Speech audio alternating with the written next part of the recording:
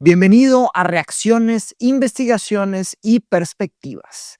Esto es una lectura en vivo, audiolibro con comentario de Edward Bernays. Su libro se llama Propaganda, es el padre de la manipulación, el padre del titereteo, y vamos en el capítulo 6. No necesitas haber leído los pasados para disfrutar de este, pero si quieres, búscalos ahí en nuestra playlist de RIP, ¿ok? Vamos a hablar sobre propaganda y liderazgo político. El gran problema político de nuestras democracias modernas consiste en conseguir que nuestros líderes ejerzan su liderazgo. El dogma de que la voz del pueblo es la voz de Dios suele convertir a los cargos electos en sirvientes de sus electores. Interesante, ¿no? La voz del pueblo, la voz de Dios. Sirvientes de sus electores privados de voluntad. Sin duda, la esterilidad política de la que se lamentan constantemente algunos críticos estadounidenses se debe en parte de ello, la esterilidad política. Ningún sociólogo que se precie puede pensar todavía que la voz del pueblo expresa ideas divinas o particularmente sabias y sublimes. Esto es algo muy fuerte. Cuidando el café, porque algunos se ofenden si tomo café muy cerca de aquí. Suena mal, asqueroso. Disculpen por ahí, pero bueno, ya lo estoy cuidando. Saludos, Rippers. Un gusto estar de vuelta. La voz del pueblo da expresión a la mente del pueblo, que a su vez está dormeñada por los líderes de grupo en los que cree. El problema no es que la gente sea ignorante. El problema es que la mente del pueblo está dormeñada, dormida por los líderes del grupo. Entonces, los que nos fallaron no son los políticos, son los líderes de los grupos, de la gente, de la mente del pueblo. Necesitamos líderes más críticos que despierten la mente del pueblo. ¿Cómo despertamos la mente del pueblo, mi estimado Ripper? Coméntalo aquí. ¿Cómo? ¿Queremos eso? Pues tal vez sí. Bien. Y por aquellas personas que saben manipular la opinión pública. Ding, ding, ding, ding, ding. Necesito la campana de la manipulación. De hecho, la tengo abajo. Luego voy por ahí. Se compone de prejuicios heredados y símbolos, lugares comunes y latiguillos que los líderes de opinión suministran a la gente. Por fortuna, el político de talento y sincero es capaz de moldear y formar la opinión de la gente, sirviéndose de la propaganda como instrumento. ¿Cómo lo dice así tan bonito, verdad? Esto está horrible. ¿Será que debería de ser así la cosa?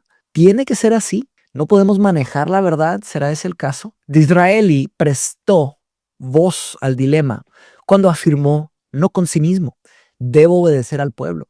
¿Acaso no soy su líder?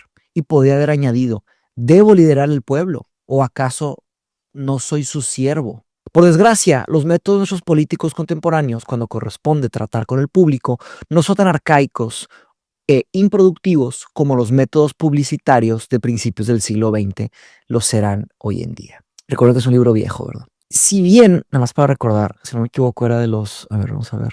Estamos aquí en la página 57. Este es un libro de 1928, damas y caballeros. Hace bastante tiempo, pero ya sabía. Eso solo quiere decir que sabían todo esto desde hace tanto tiempo. Por desgracia, los métodos de nuestros políticos contemporáneos, cuando corresponden a tratar del público, son tan arcaicos e improductivos como los métodos publicitarios de principios del siglo XX lo serían hoy en día. Si bien es cierto que la política fue el primer sector importante de la vida de este país, que se sirvió de la propaganda a gran escala, no lo es menos que ha sido el sector que más ha tardado en modificar sus métodos propagandísticos para adaptarlos a las condiciones cambiantes de la mente pública. La empresa estadounidense recurrió, en primer lugar, a la política para aprender los métodos con los que llamar la atención del público.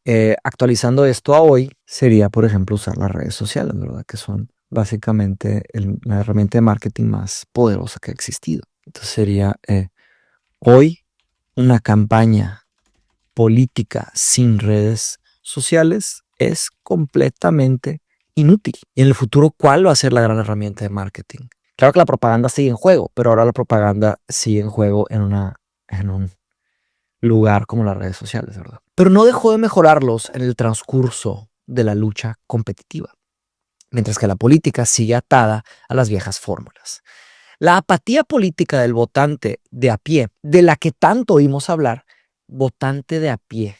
Creo que es el votante como el que nada más está por ahí, que no es como que está enfocado en un partido político. Creo que sí es algo así. Vamos a ver qué sería votante a pie. Vamos a investigar, ¿por qué no? ¿Verdad? Un minutito nos cuesta. Ahí tenía todo lo de Chomsky. Votante de a pie. ¿Qué es votante de a pie? Al ciudadano común y corriente, ok, que no ostenta cargos políticos. No pertenece a la élite económica, ni tiene influencia directa en las estructuras de poder. Ok, votante de a pie. Todos nosotros, ¿verdad? De la que tanto oímos hablar, la apatía política del votante de a pie, que tanto oímos hablar, se debe sin lugar a dudas a que el político no sabe cómo satisfacer las condiciones de la mente pública. No puede significarse a sí mismo ni a su candidatura en unos términos que tengan verdadero sentido para el público. Al actuar con arreglo a la falacia de que el líder debe doblegarse servilmente, priva a su campaña de cualquier interés dramático. Un autómata no puede despertar el interés público. Eso es verdad. Un líder, un luchador, un dictador, sí que pueden. Sin embargo, la situación política presente obliga a cualquier candidato a un cargo a someterse al voto de las masas, por lo que la única manera de que el líder nato pueda ejercer su liderazgo es recurriendo al uso especializado de la propaganda. ¿Por qué no me convence este argumento? Sé que no me convence. Pienso que es un poco derrotista de que como que plantea que esa es la opción, es la única forma, en vez de tomar a una persona brillante y prepararla para hablar en público, ¿verdad? Más bien es no hacerlo, es simplemente tomar a un tipo de líder nato y usar la propaganda, ¿verdad? No sé, la otra es educar a las masas, que es una opción que parece que no quieren, ¿verdad? Parece que nadie quiere educar a las masas y eso me molesta mucho, un gran problema ahí, pienso yo. En fin, yo creo que les da miedo, honestamente, no se me hace ninguna teoría de conspiración. Ya sea que se trate de ganar unas elecciones, dar expresión y popularidad a cuestiones nuevas o convertir la administración cotidiana de los asuntos públicos, es una parte vital de la vida de la comunidad. El uso de la propaganda, cuidadosamente ajustada a la mentalidad de las masas, constituye un complemento esencial de la vida política. Está argumentando, ¿verdad? En fin, el empresario de éxito de hoy en día remedia el político. El empresario de éxito remedia al político. Los corporativos, ¿verdad? Esto me hace interesante. Ha optado los oropeles y el chaleco de las campañas electorales. Otorga todas las mojigangas. ¿Mojigangas? Farsas, bufonadas, burlas, bromas, mofas. Organiza todas las burlas. No sé si esa es la correcta. ¿Farsas? Convoca cenas anuales que son de antología de discursos, banderines, hinchazón, majestad y pseudodemocracia, ligeramente teñida de paternalismo. De vez en cuando reparte honores entre los empleados, al igual que en tiempos clásicos la República recompensaba a los ciudadanos más respetados. Aquí saben qué me está recordando. Me está recordando una gran serie que deberíamos de analizar, que es Severance. Muchos me dijeron que la viera, la vi y está increíble. Es una gran crítica al capitalismo contemporáneo y se me hace muy chistoso que la hicieron en Apple, que se me hace... esa empresa a la que critican es Apple, no se confundan, eso están haciendo. No exactamente eso, pero por ahí va. Pero esto no son más que las mojigangas y el redoble de tambores de las grandes empresas, los instrumentos con los que consiguen crear la imagen de servicio, prestando el bien común y de honores prodigiados en honor a algún particular.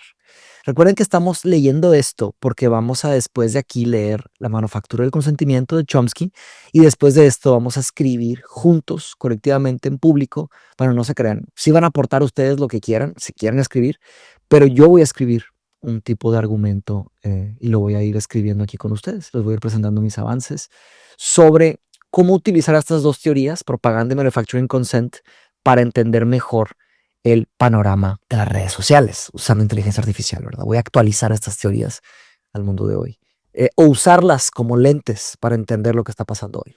En fin, pero esto no son más que las grandes empresas, instrumentos que nos consiguen crear la imagen del servicio prestado al bien común y honores. Muy bien. Este no es más que uno de los métodos por medio de los cuales la empresa estimula el fiel entusiasmo de sus directores, trabajadores, accionistas y público consumidor. Es uno de los medios con los que la gran empresa cumple con su función de producir y vender productos al público. La misión y la contienda de estas empresas se deciden en realidad en el estudio intensivo del público, la fabricación de productos con arreglo. Sí, el estudio intensivo del público. Esto puede ser un buen título, el estudio intensivo del público. Vamos a ver. La fabricación de productos con arreglo a este estudio y el uso exhaustivo de cualquier medio que permita llegar al público consumidor. Sí. Las campañas políticas de hoy son espectáculos de segunda fila. Todo honores, hinchazón, oropeles y discursos. Oropeles son apariencias y discursos.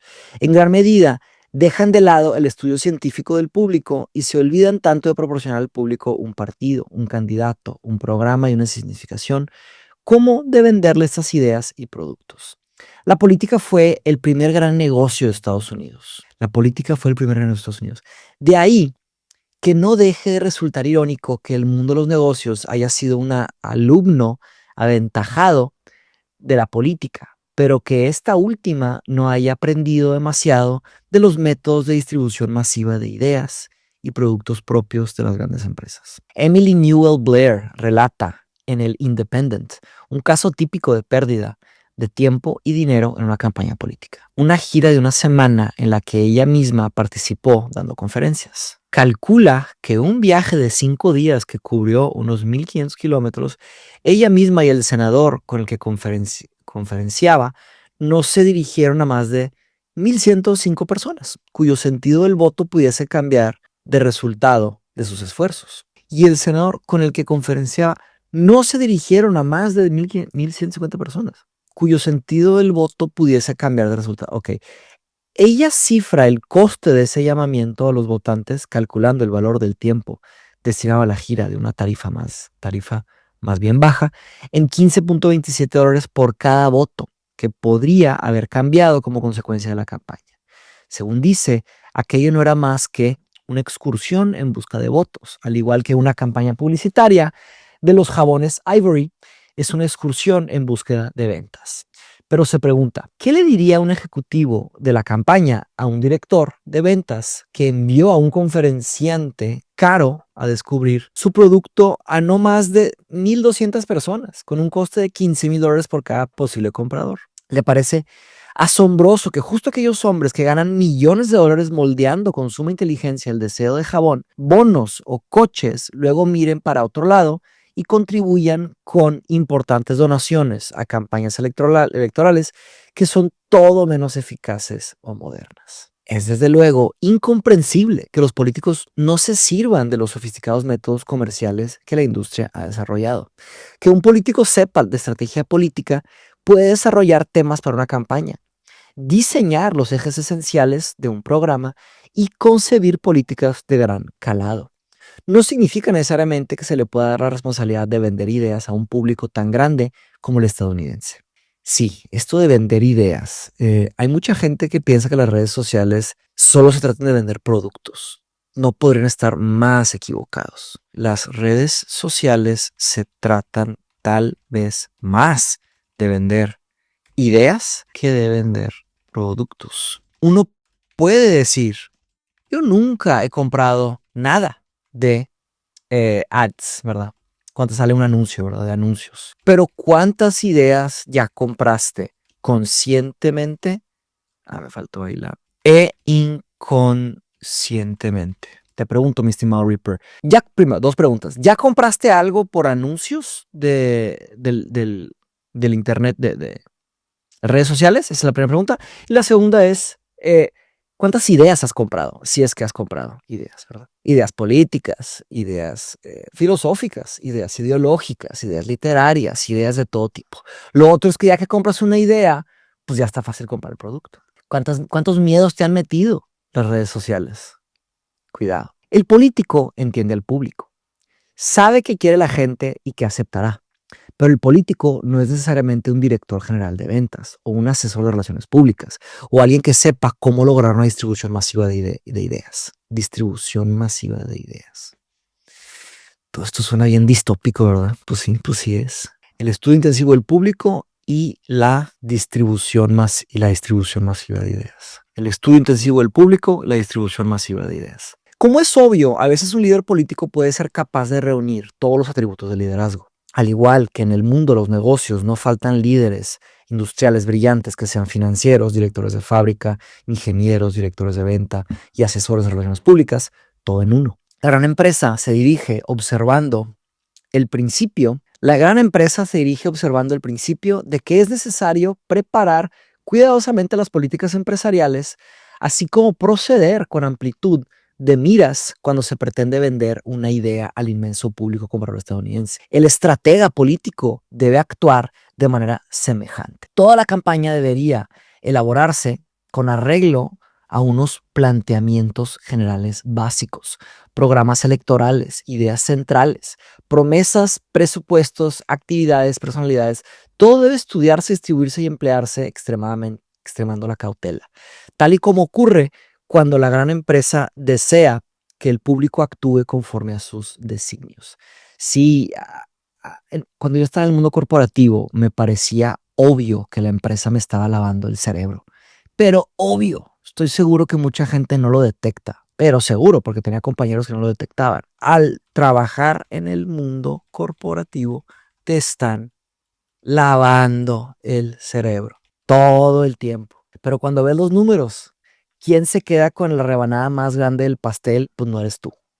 Aunque ganes una fortuna en una empresa corporativa, puedes tener certeza que los dueños están ganando mucho, mucho más. Es un tema muy, muy raro. Bien, el primer paso que debe darse en una campaña política es definir sus objetivos y plasmarlos sumamente bien en el programa electoral. El líder debe estar seguro de que se actúa con honradez cuando se concibe el programa. El público, por su parte, no debería tomarse a la ligera los compromisos y promesas electorales. De hecho, compromisos y promesas deberían participar del principio de garantía y de la política de devolución del dinero que una institución empresarial honorable incluye en la venta de sus bienes de consumo. Pero el público ha perdido la fe en el trabajo promocional propio de una campaña. No afirma que los políticos sean deshonestos, pero sí dice que las promesas electorales no se las lleva el viento. No afirma que los políticos sean deshonestos, pero sí dice que las promesas electorales se las lleva el viento. Como que, pues claro, obviamente saben, se dieron cuenta. Por eso usan a los influencers, nos usan a nosotros los creadores de relleno para hacer el trabajo sucio, porque nosotros sí confían. Confían en nosotros los creadores de relleno porque hay actividades, hay amistades parasociales. Yo no soy tu amigo, mi estimado Reaper. No soy tu amigo. Hay que ser honestos. Yo soy una persona que no conoces. Conoces algo de mí, una parte de mi trabajo. Pero, ¿qué pasa si de pronto empiezo a defender un partido político, una empresa? Pues si es que confías en mí, vas a confiar en mis opiniones. Entonces ten cuidado. Tienes que ser hipercrítico y más crítico con la gente que estimas. Cuidado, cuidado, cuidado.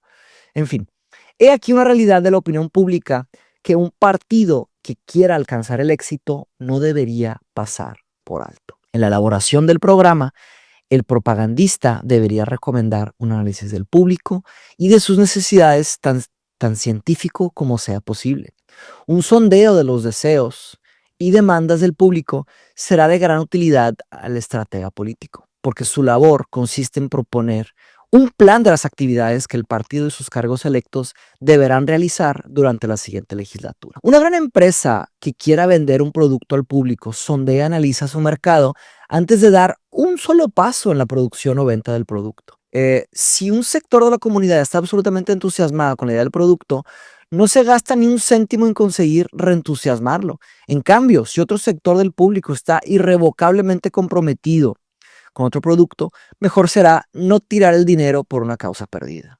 A menudo, el análisis obliga cambios y mejoras básicos en el producto, además de proporcionar indicios sobre cómo presentarlo. Tanto se extrema el celo cuando se trata de analizar mercados y ventas que el presupuesto de ventas anual de una gran empresa incluye el desglose de las tiradas de los destinos de los distintos periódicos y revistas donde se anuncian sus productos, así como un cálculo bastante preciso del número de veces que un sector de la población ha estado expuesto a la publicidad de la compañía.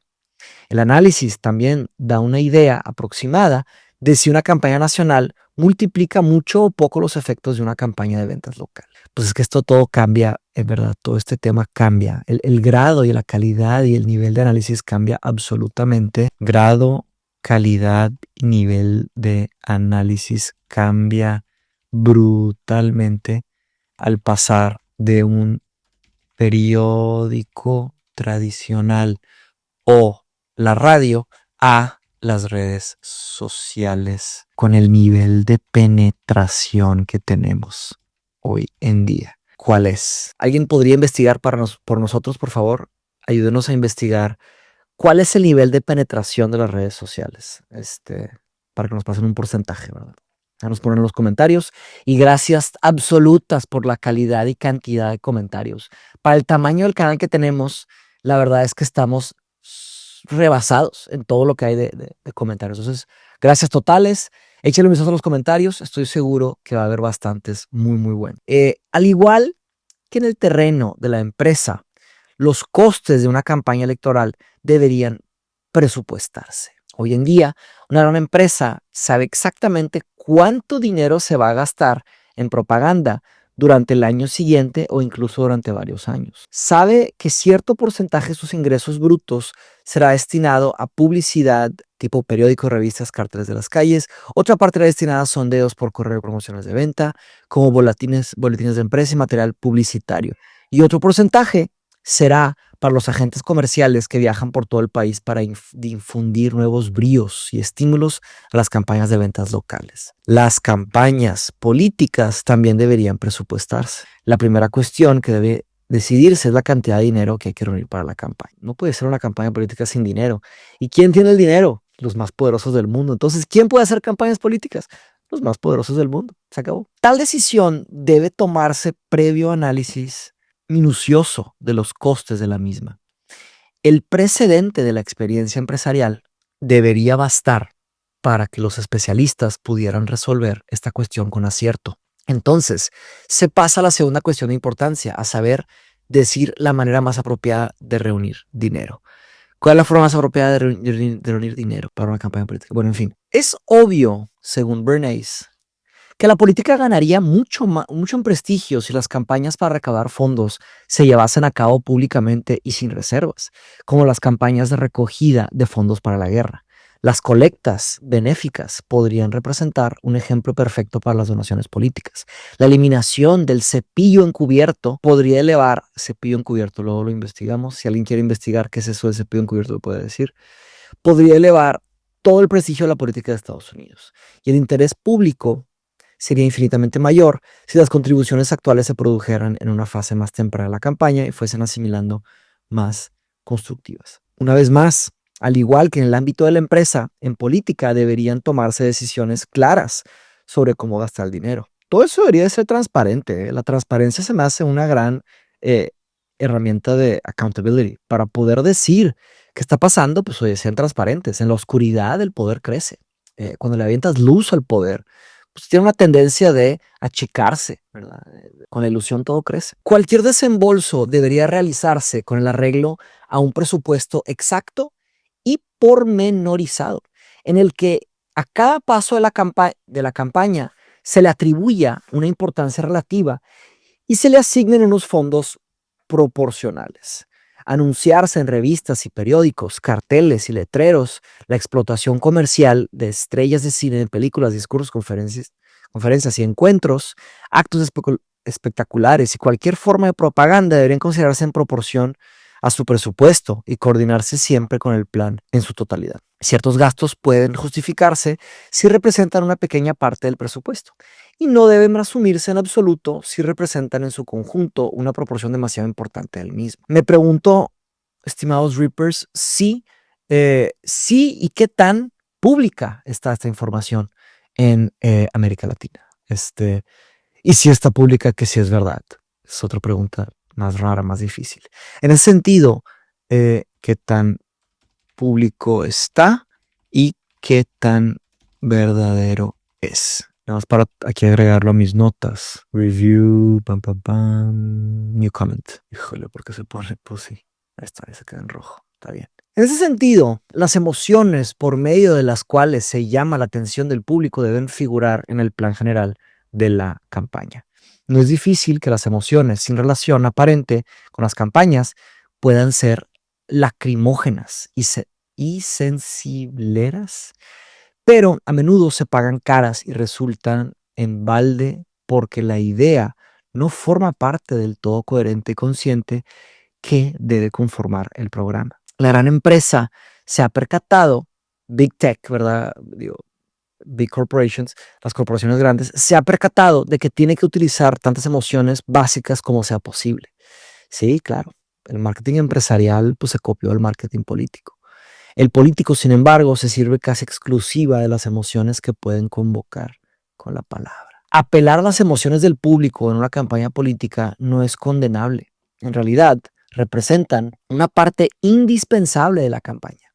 Pero el contenido emocional debe coincidir en todos los sentidos con el plan básico general de la campaña y con todos sus detalles menores. El contenido emocional, esto es bien delicado, el contenido emocional, porque es retórica pura. El contenido emocional debe coincidir en todos los sentidos con el plan básico general de la campaña, con detalles menores, adaptarse a los numerosos grupos del público a los que debe dirigirse y ajustarse a los medios de difusión de ideas. Las emociones de la oratoria han perdido lustre tras largos años de abusos. Las emociones de la oratoria. Desfiles, mítines multitudinarios y actos parecidos tienen éxito cuando el público manifiesta un interés desbordado. El candidato que acoge a chiquillos en su regazo y logra que les saquen una fotografía, actúan sabiamente desde el punto de vista de las emociones. Si con este acto escenifica un eje fundamental de su programa electoral. Los besos a los bebés, de ser de alguna utilidad, deben simbolizar una política infantil y estar sincronizados con un eje del programa. Pero la escenificación de actos emocionales sin ton ni son, y son tomar en cuenta, ni son sin ton, ni son y sin tomar en cuenta, es un trabalenguas, pero la escenificación de actos emocionales sin ton, ¿verdad? Sin tono, ni son, creo que está mal escrito, no es un trabalenguas, y sin tomar en cuenta su valor como parte de la campaña en su conjunto, puede quedar en nada y sea tan inútil como que un fabricante de patines de hielo se anuncie con la imagen de una iglesia rodeada de vegetación primaveral. ¡Wow! Muy interesante comparación. Es verdad que la iglesia apela a nuestros impulsos religiosos y que todo el mundo le gusta la primavera, pero esos impulsos no ayudan en absoluto a vender la idea de que los patines de hielo son divertidos, útiles o que aumentan el goce de vivir el comprador. La política de hoy en día pone énfasis en la personalidad. Un partido entero, un programa, una política internacional se logran o no vender al público sobre la base de ese elemento intangible que es la personalidad. Un candidato encantador es la piedra filosofal que puede transmutar un programa electoral incluso en oro contado en votos. Híjole, la piedra filosofal. Por muy útil que sea un candidato que, por una u otra razón, haya capturado la imaginación de todo el país, el partido, sus objetivos son sin duda más importantes que la personalidad del líder. No en su personalidad, sino su habilidad la que debe cumplir adecuadamente el programa del partido. Y es el programa lo que debe resaltarse en el plan de campaña sólido. Incluso Henry Ford, la personalidad más pintoresca que se puede encontrar hoy en el mundo de los negocios, se le ha terminado conociendo a través de sus productos y no al revés. No sabía que era una personalidad pintoresca Henry Ford. Es esencial que el director de la campaña sepa comprender las emociones en términos de grupos. El público no solo se compone de demócratas y republicanos. Hoy día el público en general no muestra demasiado interés por la política y sí se pretende concitar su interés por las cuestiones dirimidas en la campaña. Estas tienen que coordinarse con sus intereses personales. El público se compone de grupos que se entrecruzan, económicos, sociales, religiosos, definidos por la educación recibida, por la cultura, la raza, la universidad en la que se ha estudiado, grupos locales deportivos y centenares más.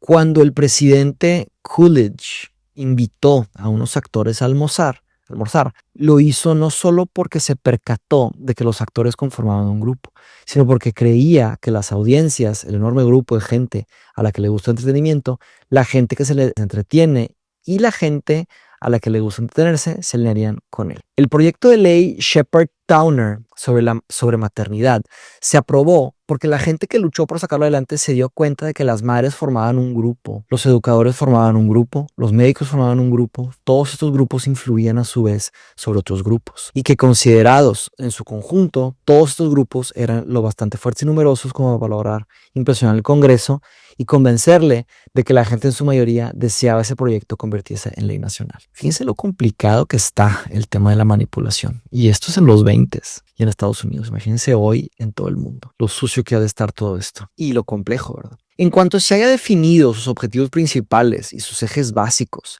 así como a qué grupos se dirigirá, la campaña tendrá que asignar a cada uno de los medios a su alcance la tarea que pueda realizar con la máxima eficacia. Los medios que permiten llevar una campaña política a los hogares de la gente son numerosos y están bastante bien definidos.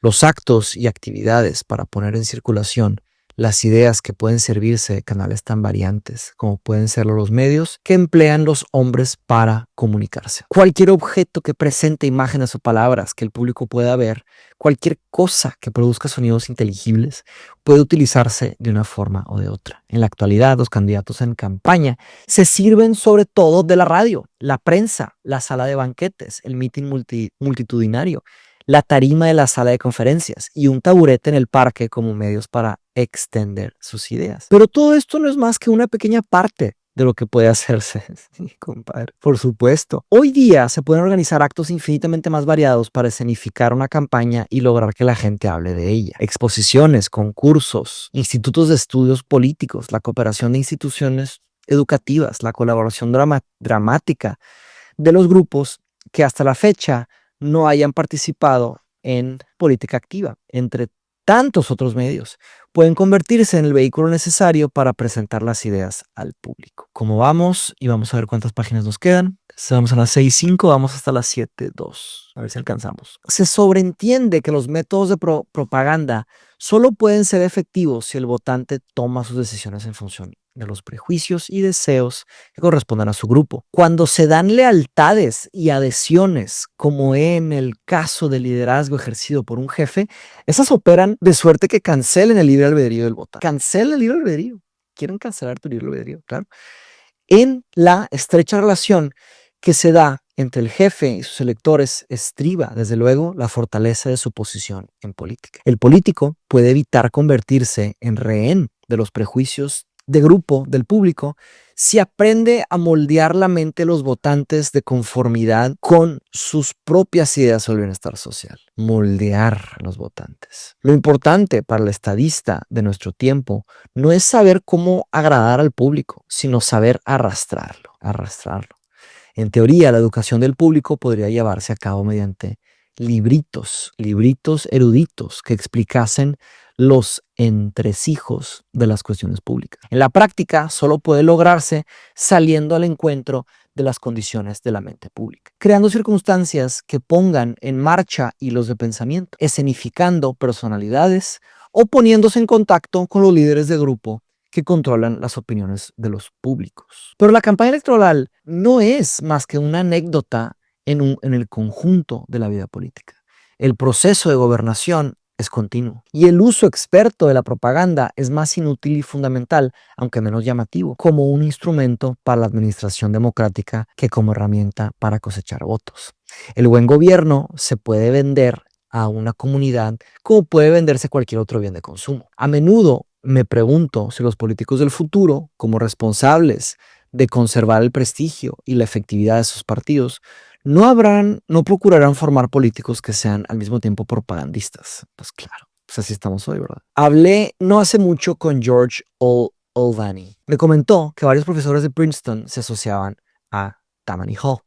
Si estuviera en su lugar, me hubiese llevado a algunos de los jóvenes más brillantes y los hubiera puesto a trabajar en las producciones teatrales de Broadway.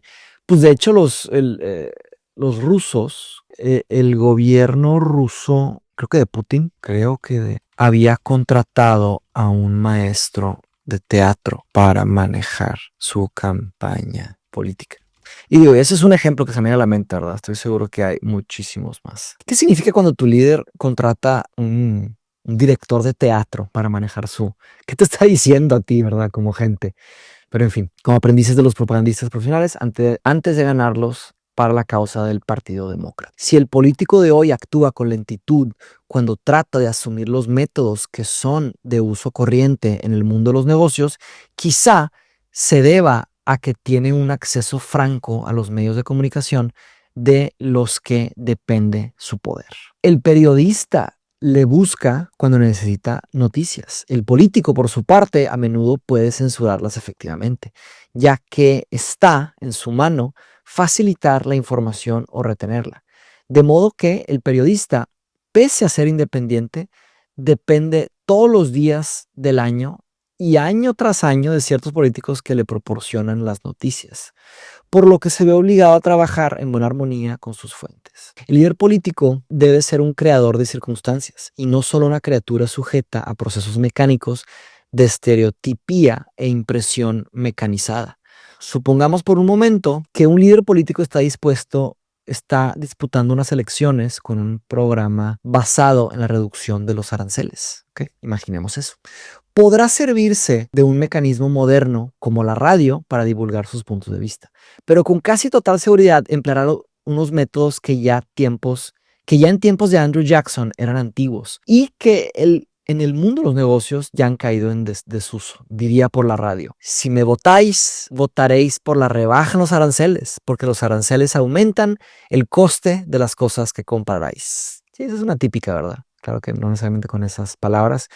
Es cierto que podrá disfrutar de la gran ventaja de poder hablar directamente a 50 millones de oyentes, pero el suyo es un enfoque pasado de moda. Está discutiendo con la audiencia. Está luchando en solitario contra la resistencia de la inherencia.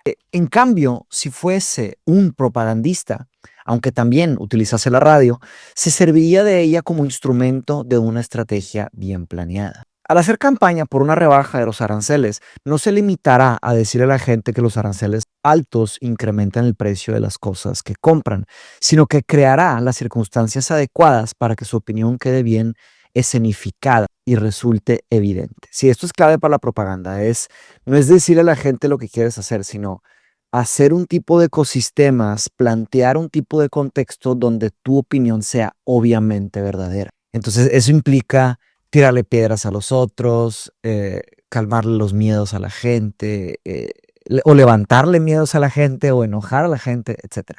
Quizá organice una exposición sobre los aranceles en 20 ciudades al mismo tiempo, con piezas que ilustren el coste adicional derivado de los aranceles vigentes. Encargará la inauguración de las exposiciones a destacados hombres y mujeres favorables a la rebaja arancelaria, pero indiferentes a la suerte de su carrera política personal. Se ocupará quizá de formar grupos que se manifiesten por una rebaja de los aranceles por ver sus intereses especialmente afectados por el alto coste de vida. Escenificará, esa es una palabra clave, escenificará la cuestión, quizá logrando que algunos hombres destacados boicoten ¿verdad?, las prendas de lana y vayan a los más selectos actos sociales enfundados en trajes de algodón hasta que se rebaje el tipo arancelario aplicado a la lana. Muy sutil. Quizá podrá recabar la opinión de trabajadores sociales para averiguar si los altos precios de la lana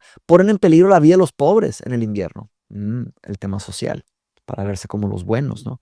Pero lo que quieren es ganar, es poder. Sea como fuere que dramatice la cuestión, conseguirá concitar la atención del público por la cuestión antes incluso de dirigirse a la gente directamente. Entonces, cuando el líder político hable por la radio a sus millones de oyentes, ya no tendrá que intentar empapuzar con sus ideas a un público con otras cosas en la cabeza, al que posiblemente le molestaría una nueva petición de atención. Al contrario, no hará más que dar respuestas a preguntas espontáneas y expresión a las demandas emocionales de un público ya sujeto a y cierto interés por el tema. La importancia de tomar consideración el público mundial en su conjunto antes de planear un acontecimiento importante queda demostrada por el buen hacer de Thomas Masaryk, hoy presidente de la República de Checoslovaquia, entonces todavía presidente provisional. Checoslovaquia se declaró oficialmente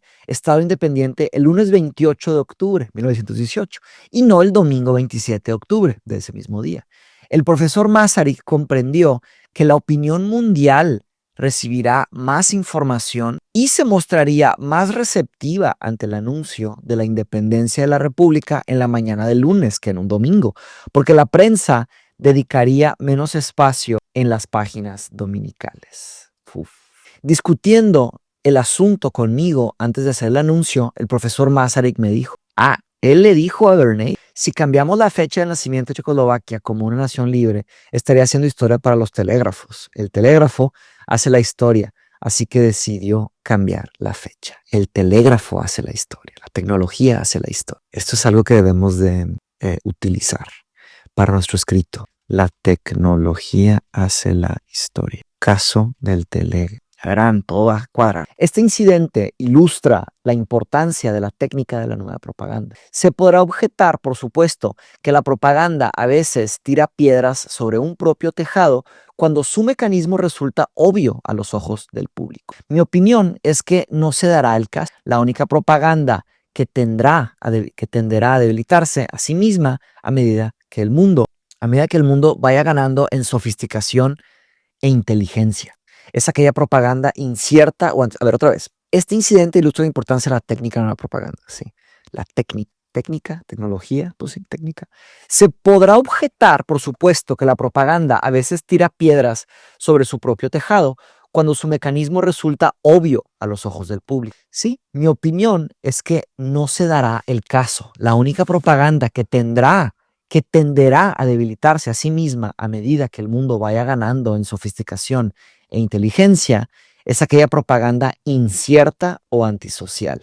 ¿A qué se referirá con antisocial? Puede significar muchas cosas, ¿no? En fin, incierta, que no sea verdadera, falsa propaganda. Una vez más, se plantea a medida que el mundo vaya ganando sofisticación e inteligencia. ¿Será que es constante la forma en la que el mundo gana sofisticación e inteligencia? En todos lados, no estaría muy de acuerdo. Una vez más, se plantea la objeción de que la propaganda se utiliza para fabricar nuestras personalidades políticas más influyentes.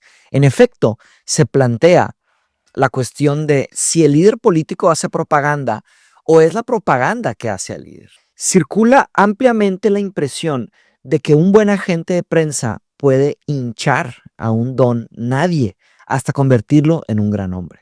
¿Será que es verdad eso? Difícil. La respuesta es la misma que se daba a la vieja cuestión de si los periódicos hacen a la opinión pública o si sería la última la que hace los periódicos. Es necesario que el líder o la idea encuentren un terreno abonado para tener éxito, pero el líder también tiene que sembrar alguna suerte de semilla vital. Si se prefiere con otra metáfora, tiene que darse una necesidad mutua para que cualquiera de los dos pueda resultar positivamente efectivo. La propaganda no sirve de nada al político a menos que éste tenga algo que decir y que el público, consciente o inconscientemente, quiera oírlo. Pero incluso si aceptamos que denominado tipo de propaganda falta a la verdad y es deshonesta, no por ello podemos rechazar los métodos de la propaganda del plano. Pues siempre se utilizará alguna forma de propaganda ahí donde el líder necesite llamar la atención de sus electores. A menudo se critica de la propaganda que tienda a convertir al presidente de los Estados Unidos en alguien tan importante que termina por encarnar la idea del culto al héroe, cuando no del culto a la divinidad. A menudo se critica la propaganda que tienda a convertir al presidente de los Estados Unidos en alguien tan importante que terminará por encarnar la idea del culto al héroe, cuando no del culto a la divinidad, ¿verdad? Un culto excesivo. No tengo inconveniente en admitir que tal cosa es cierta en parte, pero ¿cómo vamos a poner coto a un estado de cosas que refleja de manera tan fiel los deseos de ciertos sectores del público. El pueblo estadounidense no se equivoca cuando intuye la importancia del poder ejecutivo. Si el público se inclina a convertir al presidente en un símbolo heroico de poder, ello no puede achacarse a la propaganda, ya que estriba en la misma naturaleza del cargo de presidente y de su relación con el pueblo. Semejante estado de cosas, pese a que se hinche, de cierto modo, la figura del hombre para que encaje en el cargo, es quizá más saludable que una situación en la que no se utilice propaganda alguna o, de utilizarla, no se adapte a su exacta finalidad. Interesante. Consideres el ejemplo del príncipe de Gales. Ok, es otro ejemplo. Este joven cosechó montañas de artículos de la prensa y muy poca gloria en su visita a Estados Unidos, simplemente porque le aconsejaron muy mal. A los ojos del público estadounidense, apareció como un joven elegante, encantador, amante del deporte y del baile, acaso un poco frívolo. Nada se hizo para sumar dignidad y prestigio a esta impresión hasta el final de su estancia, cuando realizó un viaje en el metro de Nueva York. Bastó este audaz descenso a la democracia y a este asunto serio que es la vida tal y como la encarna en los hábitos cotidianos de los trabajadores para despertar de nuevo el interés por la visita del príncipe. De haber sido bien aconsejado, quizá hubiera logrado una mejor respuesta llevando a cabo aquellos estudios serios de la vida americana que sí realizó otro príncipe, Gustavo de Suecia. Ok, este otro fue bien aconsejado, príncipe Gustavo de Suecia. Como consecuencia de la falta de una propaganda bien dirigida, el príncipe de Gales se convirtió a ojos del pueblo americano no en aquello que efectivamente es, un símbolo de la unidad del Imperio Británico, sino en parte integrante de los círculos deportivos de Long Island y de las hermosas muchachas de las salas de bailes.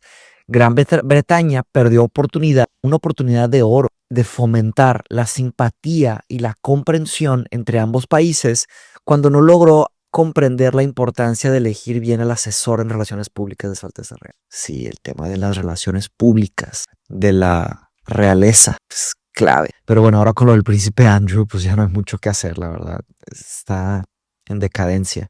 Digo, tal vez está por muchos años, pero en fin. Los actos públicos del jefe del ejecutivo estadounidense deben administrarse. Y de hecho, a ver, el príncipe de Gales, Prince of Gales, aquí está, es el hijo del rey. Los actos públicos del jefe del ejecutivo estadounidense deben administrarse escénicamente, valga la expresión, pero se trata de representar y poner en escena al hombre en su función de representante del pueblo. La técnica del globo sonda que el político emplea, según cree, para no perder el contacto con la gente, no es más que una vieja práctica política que hunde sus raíces en la inclinación del líder popular a seguir los dictados del pueblo más a menudo que a liderarlo.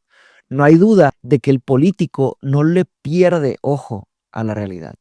Se podría decir incluso que tiene un ojo clínico. Mira el terreno y atisba en lontananza las perturbaciones venideras del universo político. Pero a menudo no sabe interpretar las perturbaciones, no sabe comprender si son superficiales o fundamentales, de modo que lanza su globo sonda. Puede lanzar, por ejemplo, una entrevista anónima en algún periódico. Aguarda entonces las reverberaciones procedentes del público, un público que se expresa mediante mítines multitudinarios, resoluciones, telegramas o incluso mediante manifestaciones tan obvias como los editoriales de la prensa partidista o independiente. Luego, sobre la base de estas repercusiones, adopta públicamente las decisiones políticas que se propuso en un primer momento, o las descarta o las modifica para conformarlas al total de la opinión pública que le haya llegado. Este método se basa en los antiguos negociadores que se utilizaban en tiempos de guerra para tantear la disposición del enemigo,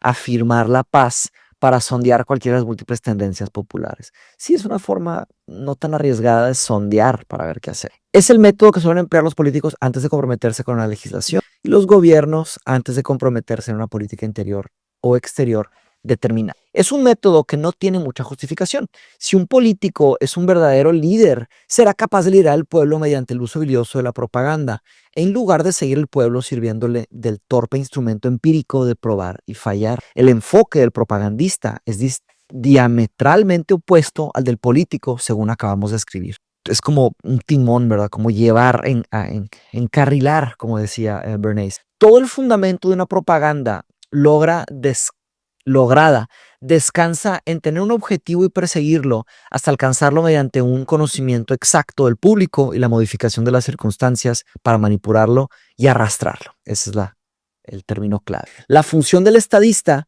dice Bernard Shaw, consiste en expresar la voluntad del pueblo como un científico. Como un científico, qué raro y peligroso también, ¿verdad? Porque ¿qué es la ciencia? Pues es la verdad para mucha gente. Un estudio bien hecho puede ser muy engañoso y puede simular una verdad muy obvia, pero pues, cuidado. El líder político de hoy en día debería estar formado en las técnicas de la propaganda, tanto como una economía política e instrucción cívica.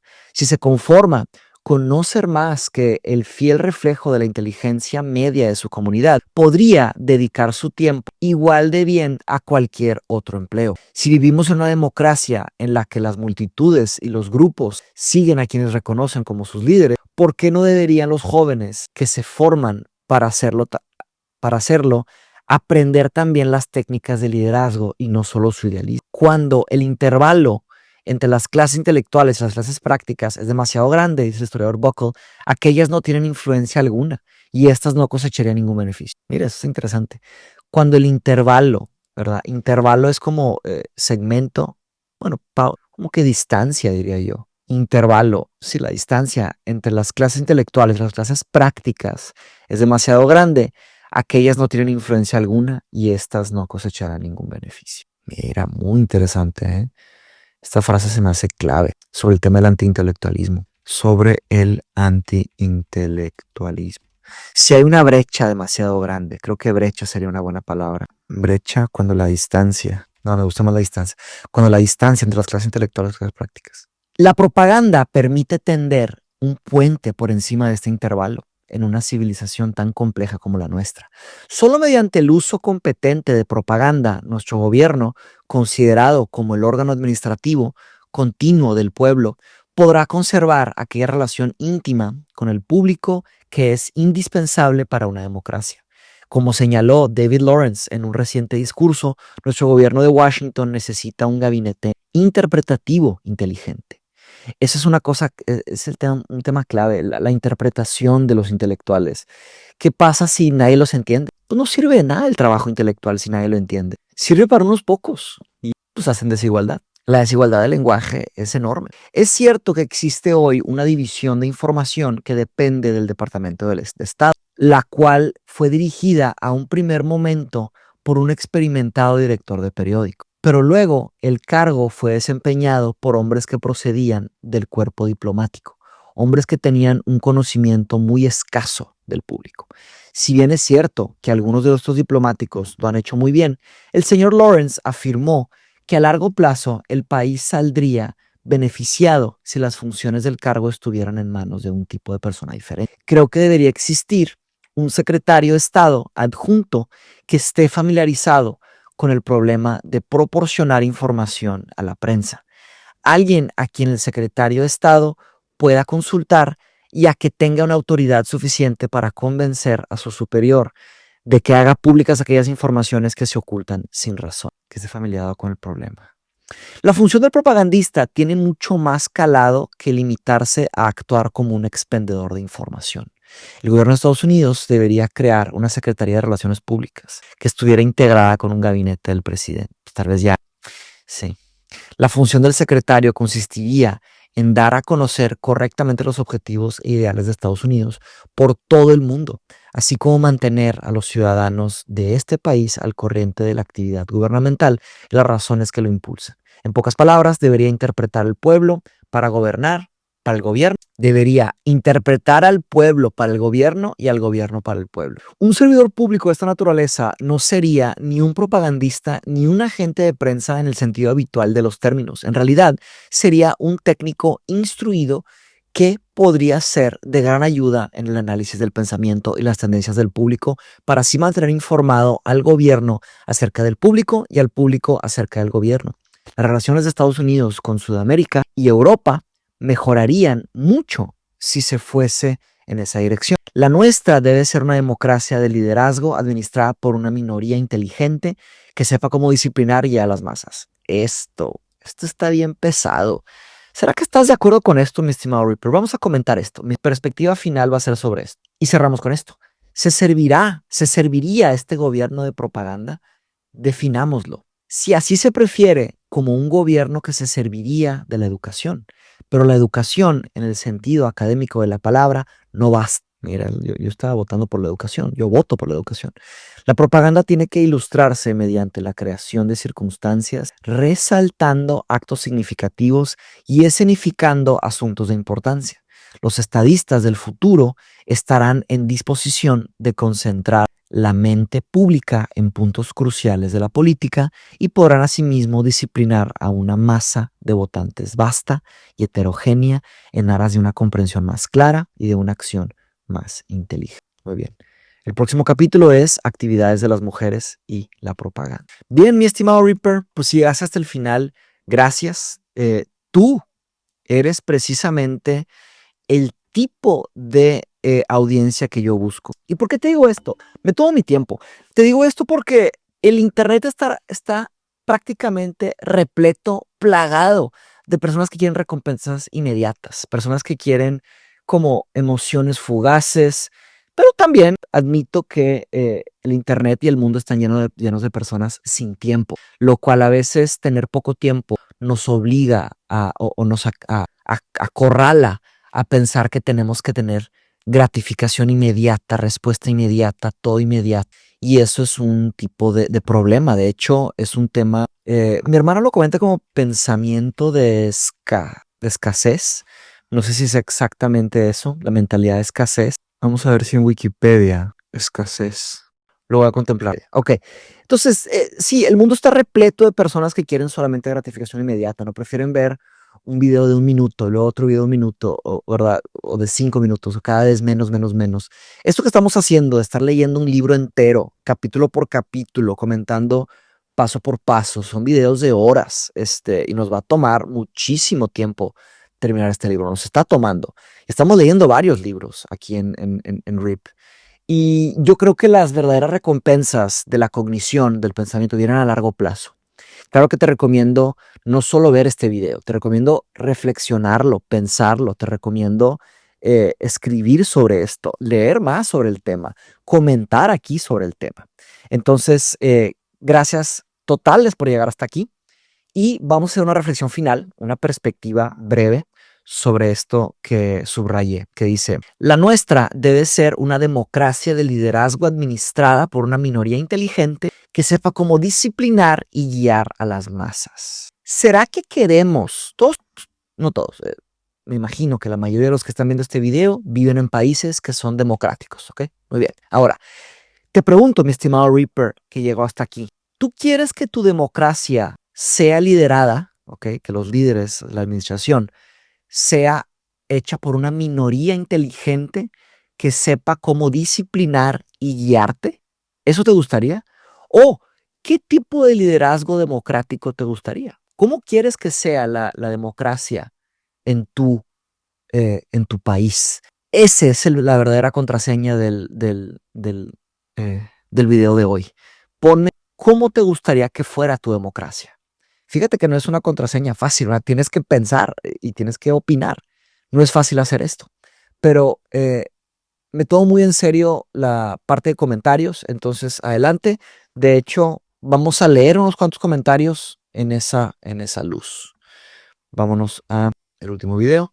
De hecho, el video de Chomsky le está yendo muy bien. Parece ser que les gustó mucho el formato que dice. Tiene 400 comentarios. Pero bueno, la verdad es que los comentarios aquí, sí, son más que nada comentarios del formato. En fin, luego hacemos reacción a comentarios. Mejor esto lo hago reacciones. Sí, pues puedo hacer reacciones a los comentarios. Luego hacemos la investigación, luego hacemos una perspectiva. Muchísimas gracias, estimado Reaper, por llegar hasta aquí. Y comparte este video. Si a alguien le puede interesar esto, compártelo. El patrocinador de este video es mi nuevo curso de estética. Voy a poner ahí en la descripción, voy a poner un pequeño comentario para que vengan a estudiar estética conmigo. Vamos a dar 60 becas. Las becas se dan en la fundación de Mindshop. Busquen mindshop.ac y ahí es cuando pueden aplicar. Fuerte abrazo, nos vemos pronto. En los stories de mindshow.ac en Instagram. Fuerte abrazo, hasta la próxima. Bye bye.